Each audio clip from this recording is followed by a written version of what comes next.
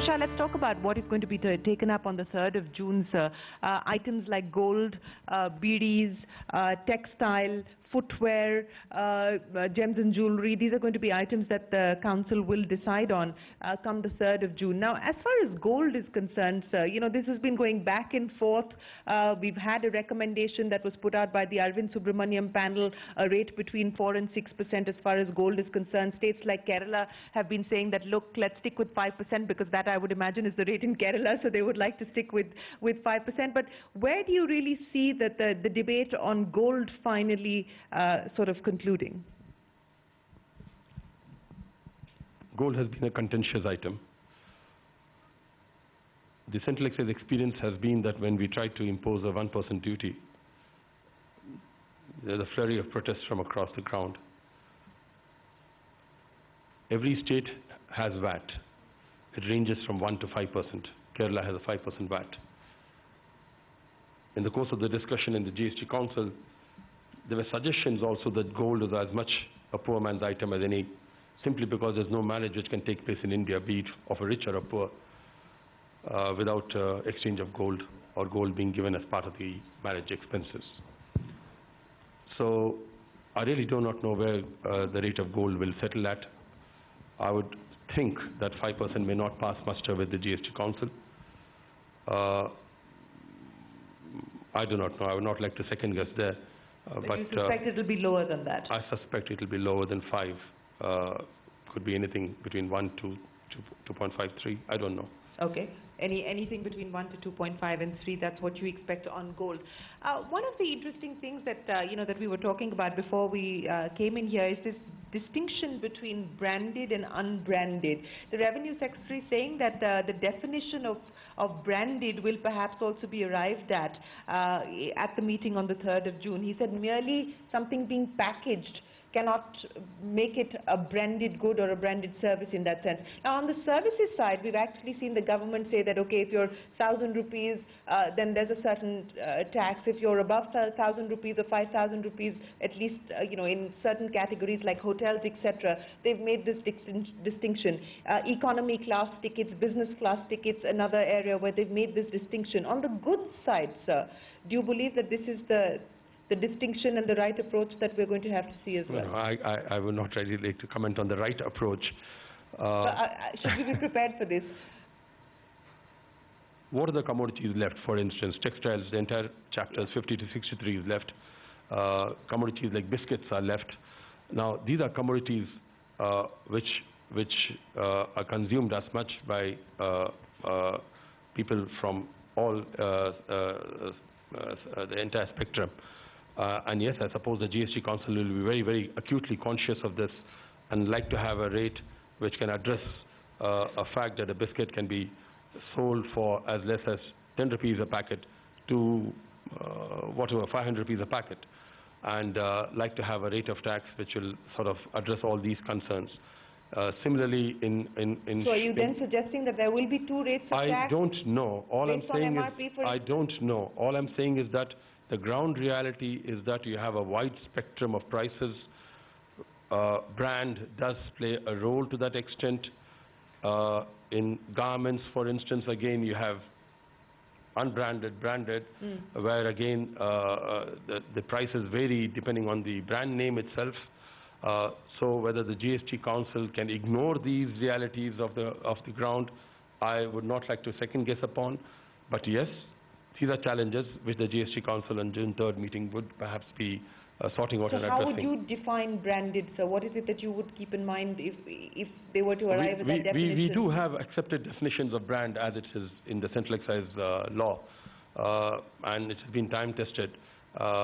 So I suppose that will get transposed into the GST. I do not know. I mean, I would not like to really second guess. I'm away from the scene and I would not like to really second guess on this. We spent a lot of time outside of the GST Council debating and discussing what the GST Council found very hard to arrive at. That was a consensus on dual empowerment. But finally, there has been a formula that has been arrived at. We don't know, or maybe I don't know. I'll check with the two of you if I'm up to date or not. But has it finally been adequately discussed and debated and decided on who comes under the center, who comes under the state? If it's a all India operation company, if it's a conglomerate, which parts will fall with the state, which parts will fall with the center? Has there been adequate clarity on that now, sir, on the ground? As far as the distribution between the state administration and central administration is concerned, I think the GST Council decision has been made public that up to 1.5 crores turnover, it will be 90% with the state and 10% with the CBEC formations. Above 1.5 crores, it will be divided 50-50. Now, the criteria for this is yet to be, the details are yet to be made public. This is a genuine issue, is it not, Mr. Shah? I mean, everyone, at least the large corporations, do privately say that they would like to deal with the center, not with the state. Well, we'll have to respect the decision of the GST Council. As you're aware, and as you're more than aware, this matter has been debated and discussed in the GST Council, spread across 8 to 9 council meetings.